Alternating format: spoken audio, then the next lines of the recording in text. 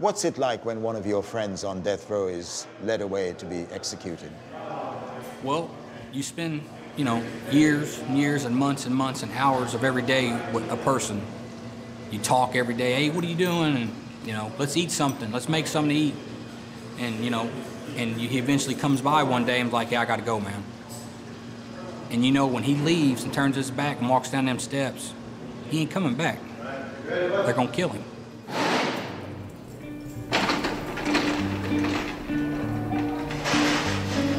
About an hour's drive south of Chicago in the state of Indiana is one of America's oldest and most notorious maximum security prisons.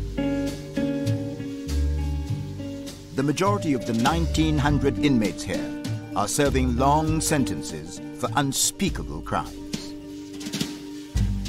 And when I came at you, I wasn't just going to stick you an inch.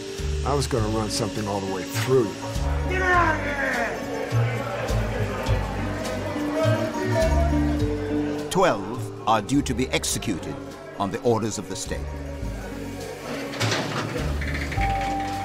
For 2 weeks, I was given privileged access to this dark and forbidding world. I do deserve to be executed. Bottom line, I ain't gonna candy coat it. I deserve to be executed. Welcome to Indiana's state prison.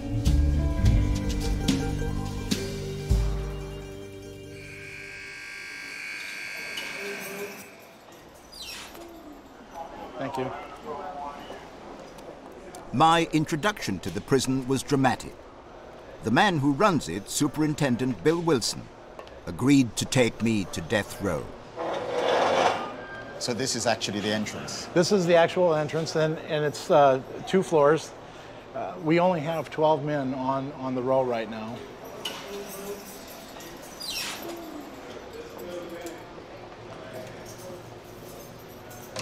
You have to sign yourself in? Mm-hmm. The superintendent comes to death row every week to check on how the inmates are coping. Superintendent, these are the pictures of people on death row? Correct. These are the 12 gentlemen that are on death row, and it shows their cell location so that staff never have to question where they're at. No staff members are allowed on the unit when the offenders are out. So the offenders actually will secure themselves in the cells, and then their cell doors will be closed or opened as they need to come in or out. Do you like any of these people? Like, they're all different in many ways, and I am respectful of who they are, what they are. Would I call them my friends? No, but there's some characters here that have some personality characteristics that you would say are likable.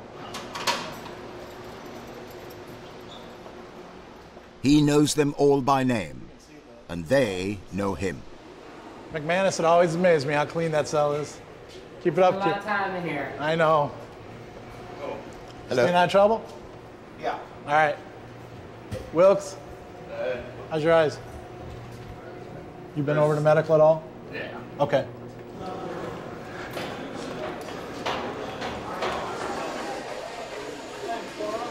I'm all right. How are you? Just 1 second. How you been? All right. You? I'm doing all right. How you doing? Hi. Is tension high? Not for me. Okay. I'm good. All right. Richie? What's up? All right. What's all this? Mr. Richie's wife, I believe, is from England. Which part of England is she from? St. Albans. Uh-huh, in Hertfordshire. Yeah. Yes. Yeah, I met her about 4 years ago on a pen pal, and we hit it off instantly. And she came over, visited, couldn't get enough, and married me. How often do you get a chance to see her? Every weekend.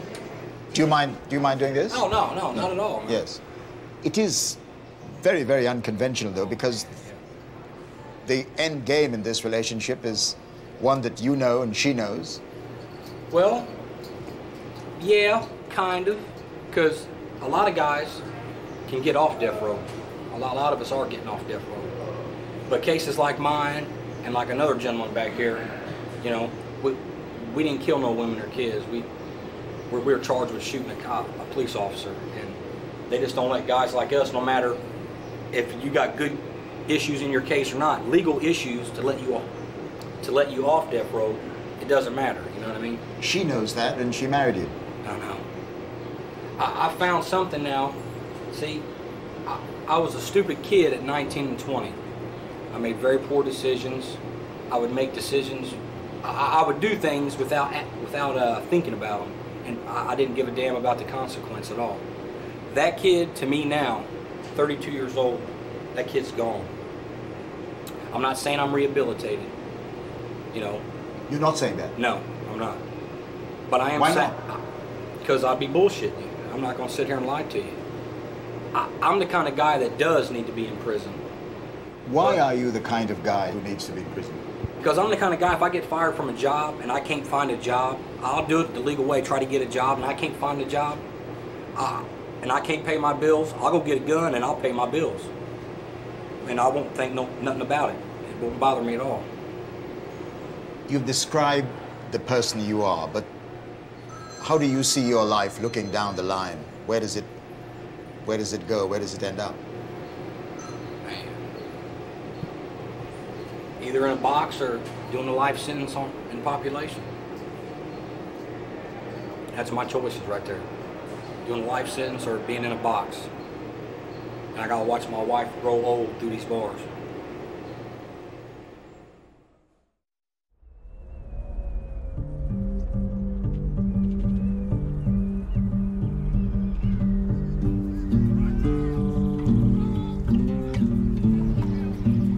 Out in the general population, convicts are allowed yard time, 2 hours recreation every day.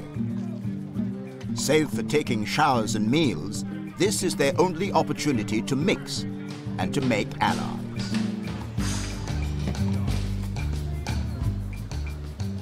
Have you been here a long time? 27 years. How many? 27 years. 27 years.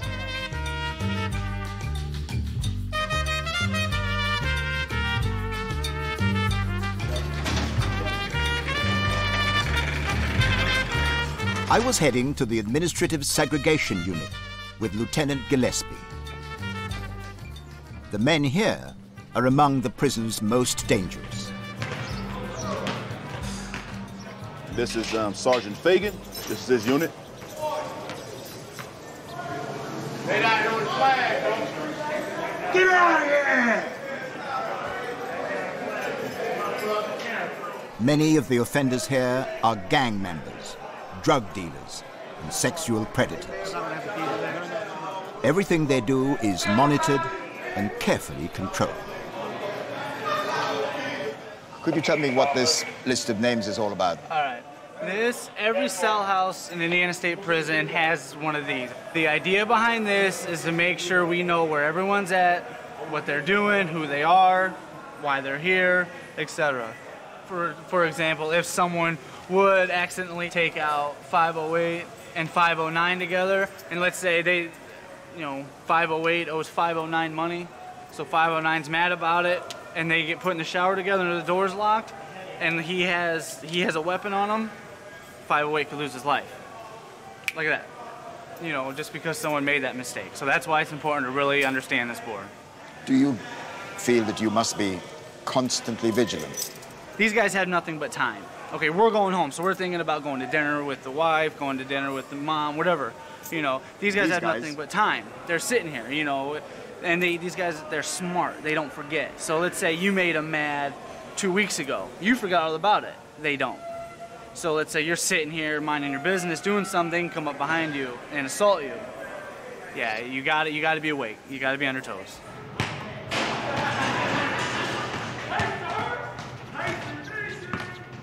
The offenders in this unit are locked down for 23 hours a day. And when they're allowed out for their 60-minute break, they're kept apart in individual steel cages.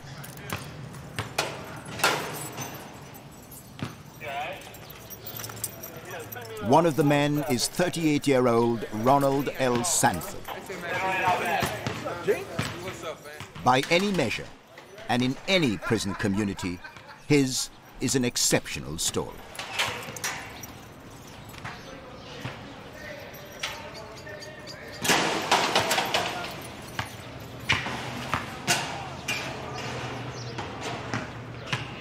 When did you come here to Indiana State Prison? Oh, well, I came here in 1989 at the age of 15 years old. I was actually convicted of the crime that I'm here for at the age of 13 years old. And what was the crime? Double homicide. So I committed a double homicide at the age of 13 years old. At the age of 15, my case had ran its course through the court, and I was sitting here to this prison in 1989. A double homicide, yes, sir, at the age of 13? 13, yes, sir. That's very, very young. It's tragic, to say the least, and it is very young, absolutely. It's unheard of, you know. Wow. It's unspeakable, to say the least. Even reflecting on it almost 25 years later. In August, it'll be 25 years since that crime took place. It's still very vivid, it's still very poignant, it still resonates, and it still has the same amount of tragic elements involved in it now as it did then. And it will always be with me for the rest of my life. I always say it's like an albatross around my neck. No matter where I go or what I do for the rest of my life, it'll always be with me. What were the circumstances which led up to the incident which led you in prison at the age of 15? Me and a friend had basically planned to get money to go to a fair. And to do so, we're going to cut grass. And we went to a home, basically, and they said they didn't want their grass cut. And rather than continue on the vein and go to the next home, we decided to push into the home, essentially. And it ended in a double homicide. It's that simple. And for our complicity in that crime, I was sentenced to 170 years, 170. You got a sentence of 170 years. Yes, sir. However you cut that, you are not going to get out of here. I'm eligible for parole when I turn 100 years old. Have you ever thought about all the things that you have missed that other 15-year-olds go through as part of their normal lives? Absolutely. I've never been to the prom, I've never driven a car, I've never had a driver's license, I've never filed tax returns, I've never been on an airplane, I've never traveled abroad. Should I continue? My life has been lived in this prison, and it seems as though I've been in this prison so long that I've never been free. 25 years in prison, you know, it's a long time. Especially when you come in at the age of 15. Yeah, really. Ariel, thank you so much for talking to me. Thank you for taking the time. I appreciate you.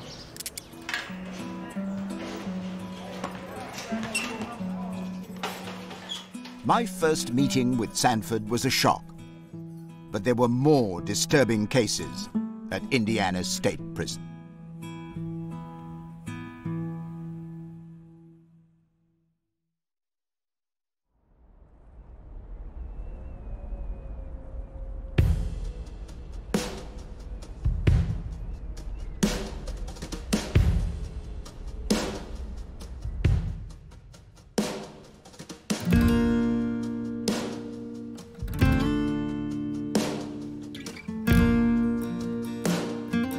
One of the oddities of the American prison system is that an inmate can spend 20 years on death row exhausting the appeals process before he is executed. In all that time, convicts are confined to this cell block and have little contact with the rest of the prison. Paul McManus killed his wife and 2 young daughters. Mr. McManus, the first thing I noticed about your cell that is terribly clean, very different from any of the others. Right. Why is that? I feel if I don't use it in a month, then I probably don't need it. Yeah, but it's more than that, isn't it? It's particularly clean. Well, me personally, I don't read or write, so I have a lot of time on my hands. So I clean because I don't write letters, I don't read books. There's only so much on TV you can watch before they show repeats, so it gives me a lot of time. So I just take pride in cleaning my cell. Was your life before you came to prison very similar? Were you a very tidy person then? Not so much. I worked a lot, so I was always busy, so I like to stay busy. It keeps my mind, so it works both ways, I guess. You know, I keep busy in here, but I've pretty well done all I can do in here. I might have to move to a different cell and do the same thing, but I've been here over a decade, so I'm just now getting it where I like it. Does being on death row take a physical, emotional toll on you? Oh, it's definitely up and down. Definitely. Now, I did weigh 250 pounds almost 2 years ago, and now I weigh 166. Now, I have pictures of them if you would like to see them. I got them right here, as a matter of fact. Yes. And you can see the difference. So this is... It's all me. This is all you. So you lost a lot of weight. Right. It's you know, it's depression a little bit, you know, and it's also just, I mean, it's like I said, it's a roller coaster. It's up and down.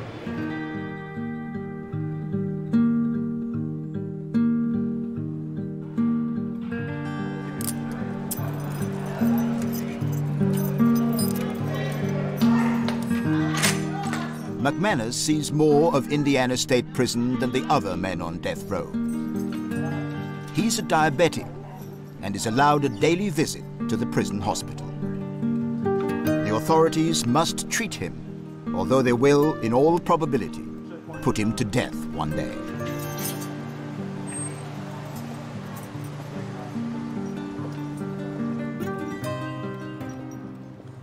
Well, here we are, out of death row and into the sunlight. Is this the only chance you get to mix with the rest of the general prison population? Yes, we don't have a lot of contact with them, so it is nice to be able to come out and see people that you've maybe been locked up with that are not on the road no more. And every once in a while, you can, you know, have a little bit of contact with that person, just for a brief second. Were you on any kind of medication, like insulin, before you came? No, before you came to prison? Absolutely none. Zip. Now, you know, I take quite a few pills and the insulin shot. It all comes down to the food and also how you know, you have your ups and downs where you gain weight and then stuff like that. So, I mean, that does play a factor.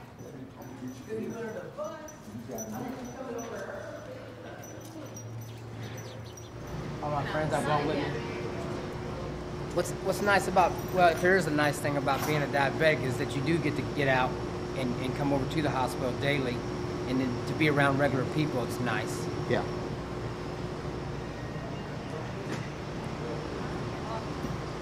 Put you back to normal. All right. All right, thank you. See you later.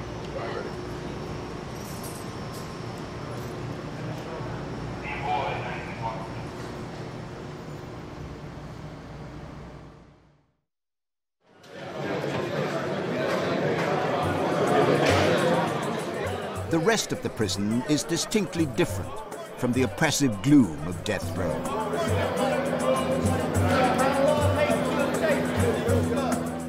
Lunchtime in cell block C. Prisoners have a chance to spend time in the open air.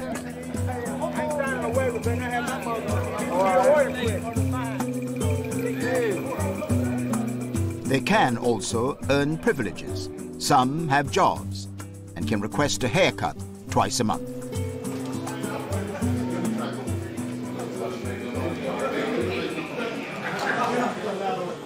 All the barbers are convicts. Rick Parish is serving 3 life sentences, plus 10 years. I must say, walking into this place is one of the most extraordinary experiences I've had for a long time. You wouldn't have thought that this was a barber shop or in a maximum security prison. Well, we work hard to keep it unique in here because we like the atmosphere. We like being able to come in here and relax. It's neutral territory for gangs, for officers. I mean, if you come to the barber shop and you're a gang member, would you start trouble with a guy that's standing here with a pair of shears in his hand like this? No, I wouldn't. I suspect not, too. That's why there's no trouble in here. There's still, though, this feeling of unreality about people with instruments like these in a maximum security prison. I've been here 37 years. We've never had an incident in the barber shop. We've never had an incident with the shears. Never had a problem. You've been here since the 70s. That's a long time. January 75. Long time. Yeah. Well, you know, if you do it a day at a time, like most of us do, you do time a day at a time. Sometimes an hour at a time, sometimes a minute at a time, whatever it takes to get through. Then you look up one day and 37 years have went by.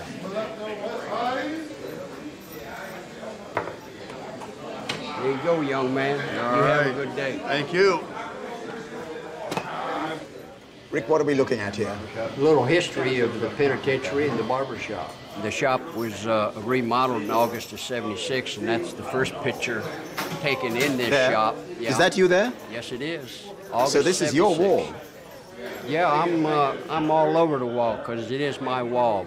And you're pumping iron here? Yeah, that was probably 20 years ago when I was eating anything that didn't move and pumping iron at the same time. So this is a catalog of your life in pictures? Yeah, because you can see the progress from what I looked like in '76 up here to where I'm at right now. Here, that's the newest picture. What emotions do they invoke? Wishing I was out there doing it right.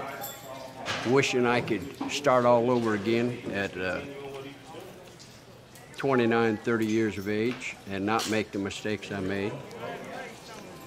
But you get past, after 37 years, you better be past all that. You know, have your head screwed on, you know, make the best of what you have. But the pictures are constant reminders. Yeah, what was. You know, that's like, you know, all of us that got here were violent criminals to get here. What was your violent crime, Rick? I'm in here for kidnap robbery. I pulled a robbery, and the car I had wouldn't start, so I commandeered a vehicle, and there was 3 people in it.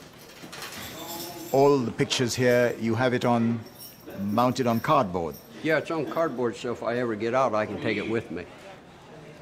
That's what it's for. I fold it up and take it with me as a reminder.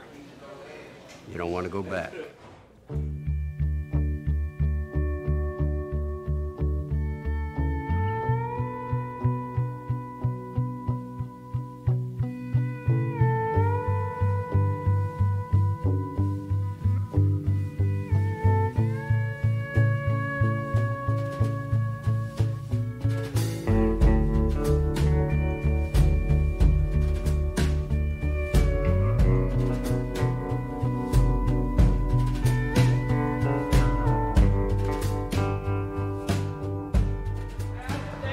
Back down 200.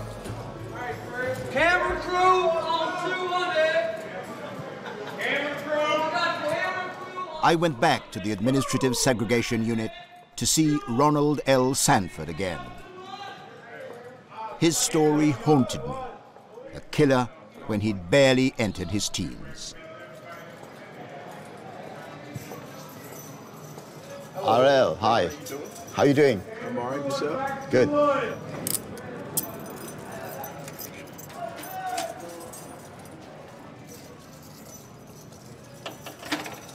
How do you get accustomed to life in this environment?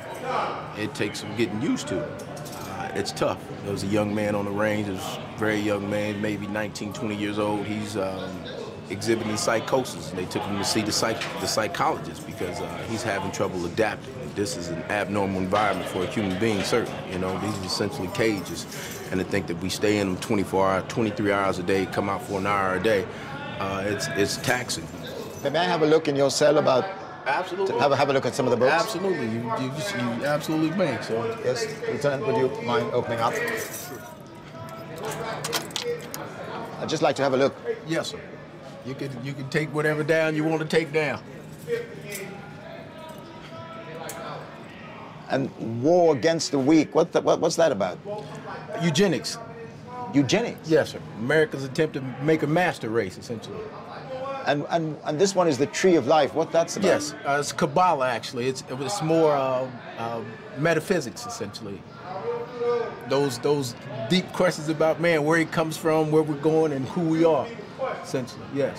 I see that you have, in addition to your books, you have some of your own writing on the walls here. Strength, well-being, and health. Yes. Just something I try to focus on. If there's anything I want to stay my mind on, as I always say, is something progressive. So being strong and having a good disposition and being in good health are certain things I definitely want to focus on. And you have written here, no man is your enemy, no man is your friend, every man is your teacher. Yes, sir. I'm also standing here, and I think these are the parameters of your of your existence. Existence, absolutely. These four walls. It's a pretty isolating place. It really is, if you see it as such. It's isolated only to the extent that you think it is. You know, I mean, those books allow for a great escape and for to be able to leave the confines of the wall. So, but I'm only in here for a few minutes, and I feel it as such. I feel it. I feel the isolation. Everybody in this building feels the confinement that we're suffering here. You know, you put an animal in a cage for too great of a length of a time, it goes crazy. You know, how much more so humans? You know, so.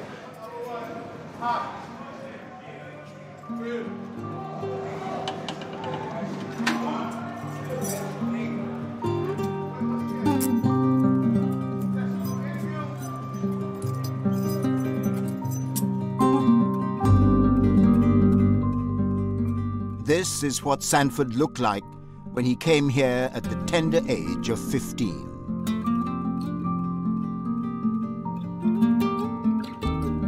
His murder of two elderly women in 1987 netted him the meager sum of $5. On that vile act, he must reflect for the rest of his life.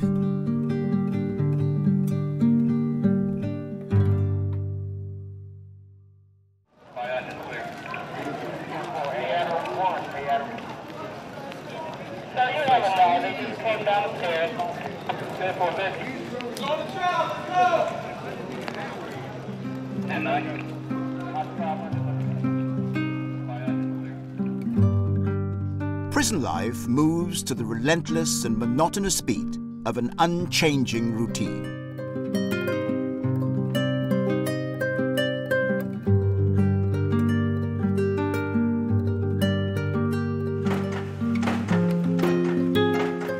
Some inmates get the chance to relieve the tedium by working. At the end of his shift, Rick Parish, the barber, returns to what's called an honor cell, to which only the most trusted prisoners are assigned. And they're all two-man cells? Two-man cells. Yeah. This is my cell here. Rick, who opens the doors? Is that controlled by the computer? Up in the office there's a computer, controls all the doors, controls our water. May I come into your cell? Sure, please. Thank you. And this is your cellmate? Mike. Hi, Mike. I'm Trevor McDonald. Nice to meet you. How long have you been sharing a cell with Rick? Oh, about 2.5 years. Isn't that about right, Rick? Yep, that's correct. So which is your side? Right this is your side. It strikes me, too, that there has to be a rather clear division of what's yours and what's Mike's. That's Mike's cabinet over there. Yeah. And he has all his commissary and stuff in there. This is my cabinet here. And I have my commissary and things in here. But in general, we're sharing a space. You have to try to give the other person their privacy. If he's doing something and he's up walking around, I try to stay over there. And he does the same for me. You know, just, you know, try to take turns doing things, because it is close quarters. So this is an improvement from any other part of the prison? You've been in a regular cell house. You've seen how they live over there. You've heard the noise. You hear how quiet it is. It stays quiet like this most times. And sure, you have to put up with another human being, but it's worth it. It's worth the sacrifice. Rick's honor cell does not insulate him from one stark reality. Death row is within shouting distance in the same block. What is it like to live so close to death row? Well, I just block it out. I don't pay any attention to it. I'm a barber and I won't even go over there and cut hair because I don't want to get to know any of them. You know, you lose enough friends through attrition in here as it is without them being on death row. So I don't even want to get familiar with them. Why don't you want to get familiar with them? Because you get friendly with them, you get to know them, and they get executed, you know, you've lost another friend. Does the mood change perceptibly just before an execution, in the days before an execution? Yeah, it gets even quieter. You know, everybody knows the last one, I think, was Wiggles. He stopped here, hollered down through there, "I'll see you, fellas." He said that? Yeah, he hollered out. Everybody's usually awake. We used to, midnight, we used to beat on the bars. And how many times has that happened since you've been here? How many executions have there been since you've been here? I've never kept track. Like I said, I try not to dwell on it, so keeping track of them would, there'd be too many, as far as I'm concerned.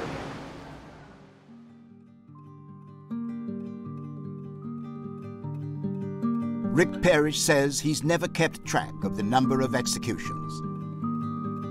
Someone on death row obviously has.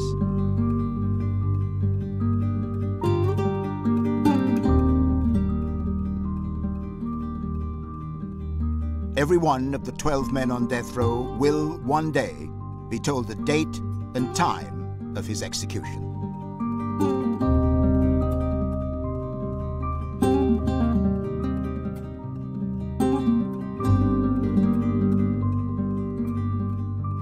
That common fate inspires unusual friendships.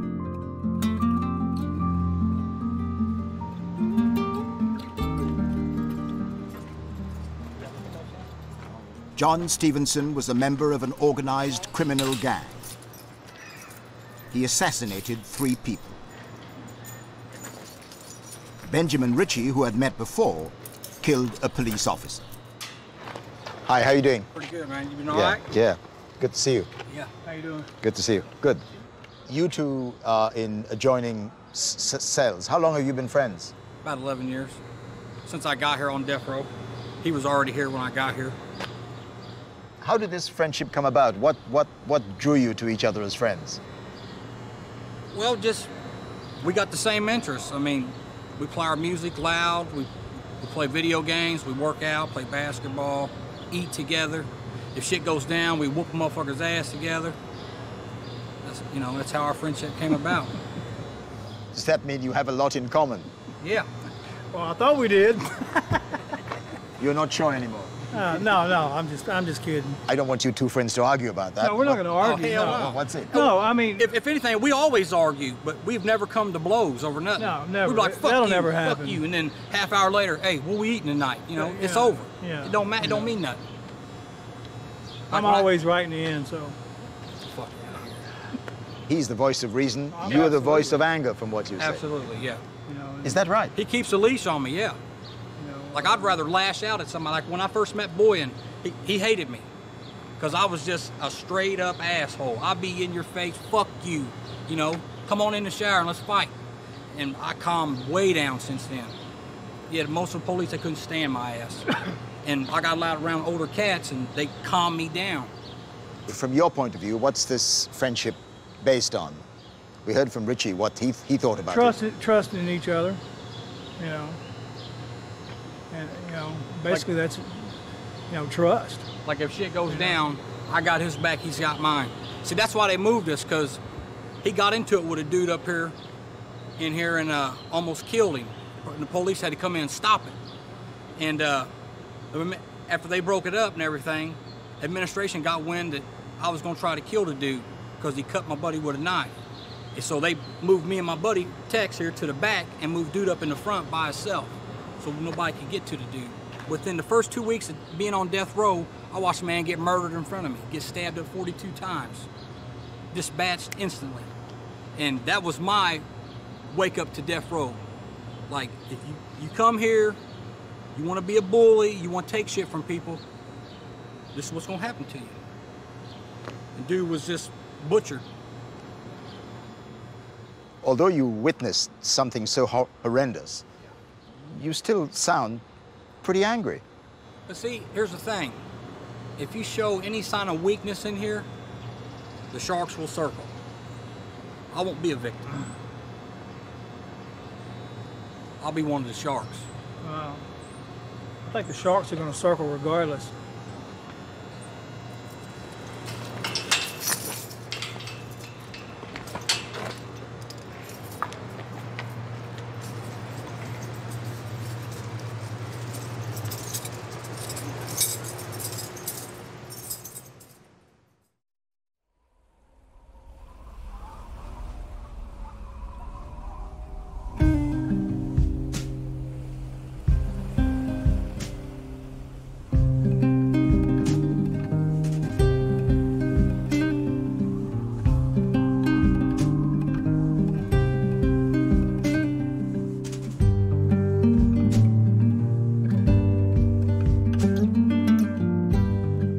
average sentence at Indiana State Prison is 52 years.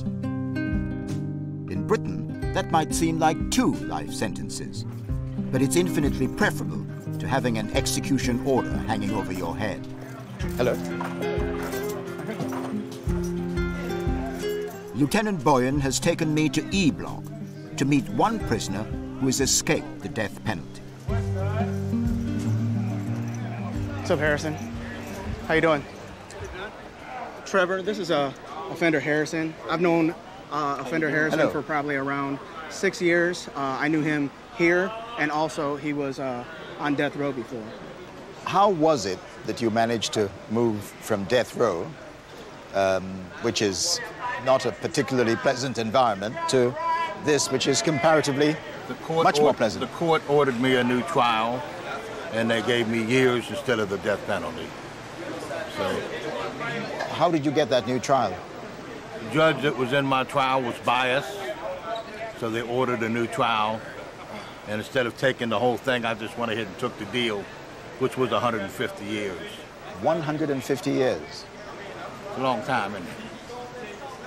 That's a very, very long time indeed. In other words, I'll die in here. No way I can make out. No way. I'm 62 now. My out date is 66.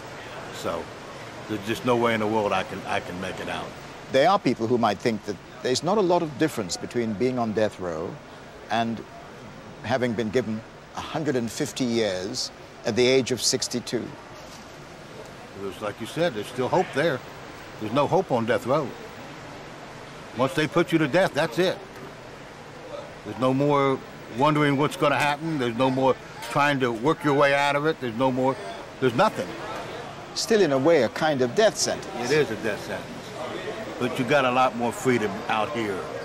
And you might as well take the freedom and live your life out here, and having a job and being able to work and go to the chow hall and go to the chapel and do that than to sit up there and just wait to die.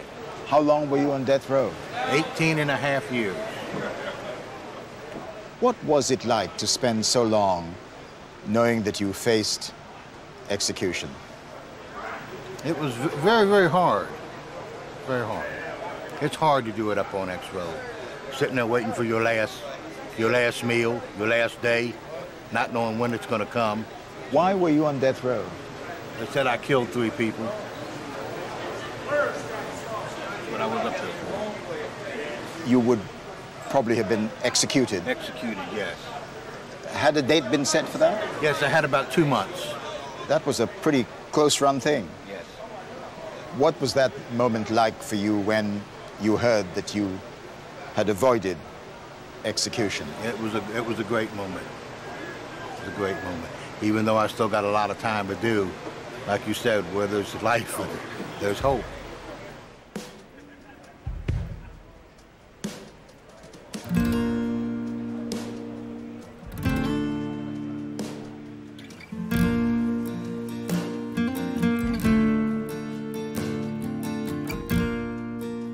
As he said, James Harrison will not leave this prison alive. But he knows he'll never be strapped to a gurney and given a lethal injection just after midnight. Like most of the inmates, Harrison now enjoys the strange freedom of not knowing the date and time of his death.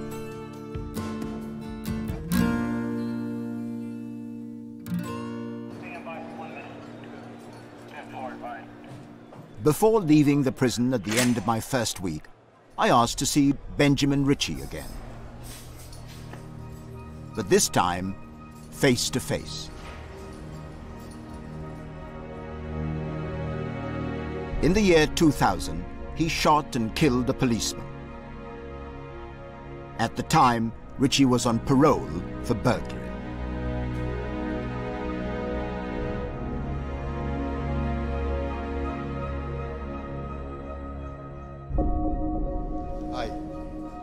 With less of the bravado he showed in the company of his friend, I wanted to hear his view of his life and his crime. Talk me through the incident which led you to be here. Well, my crime is shooting a police officer and killing him. And it started off, you know, pretty harmless as a theft crime. Me and my friends would ride around and carjack people and take their rims from their cars from them. And my buddy's car was already full, so I decided, let's get a van or a truck and we fill it up with some rims and take it back and we can go sell everything. I got in a high-speed chase and wrecked into a house and jumped out and took off running. I was trying to get away, you know, but the cop was young and he was on my ass. And I thought maybe if I, you know, take my gun out and fire it a couple times, it'd scare him because, you know, he's a Beach Grove police officer. It's kind of a good neighborhood. Like, how many times has he been shot at, you know? You know, if that bullet would have hit just less than half of an inch lower, he'd be alive today. And I'd probably have a long, lengthy prison sentence, but I wouldn't be on death row, man. How were you apprehended? How were you caught? Well, I actually got away. I made it back actually a few blocks away to some family's house and a girl I was seeing and got away. And I didn't know I killed him until I got back to the house and seen it on the news, and that just destroyed me. I knew I hit him in the backyard, but I didn't know he was dead, right? I fell asleep. The next thing I know, I wake up and hear my buddy says they're outside. I wake up and it was like in the movies, you see a whole bunch of red dots from their guns going in and out the windows. And I was like, yeah, it's bad, man. I told him go ahead and go out, leave the house. And I didn't know what I was gonna do. I didn't have no gun, I couldn't fight no more, so I just gave up. What went through your mind when the court pronounced you guilty? Well, I was trying to portray a tough guy in court, so when they gave me the death sentence, I laughed at them. And the prosecutor told everybody that's the voice of evil, which I would agree at the time, yeah. You know, I deserved the death penalty. I was young and didn't care about anybody at all but myself or anything. And I deserved that sentence at the time. And yeah, I just pretty much laughed at them when they gave it to me. But then, you know, when I was by myself, it really sunk in like, man, you're more than likely going to be executed one day. And it hit me hard, you know. So I put my face in my pillow and, you know what I mean, cried a little bit. And was it inevitable that sooner or later you would end up in a place like this? I always knew as a kid I'd probably end up in prison. Yeah. It's weird because when I was a kid, I was fascinated with prison movies. Every time we'd drive by prison, I would wonder, what are those guys doing? What's it like in there? What are they up to? You know what I mean? Why should I care? I'm a kid, why should I care? But because I just always knew I was going to end up in there because I just had a problem with the rules, with authority. And as you can see, I'm here because of that. Because you killed the police officer, you face execution. If it does come to that, would you face that moment with deep regret, with remorse, or with defiance?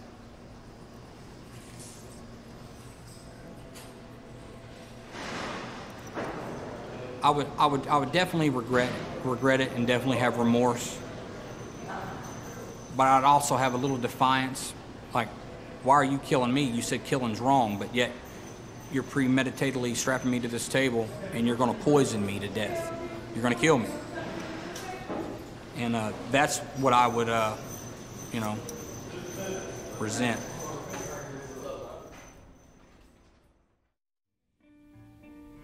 So these are the steps which an inmate who is about to be executed would take into this area. Correct. Next time, I talk to the man who could be next in line to be executed. When you sit here now on death row and you reflect on what you did, what do you think?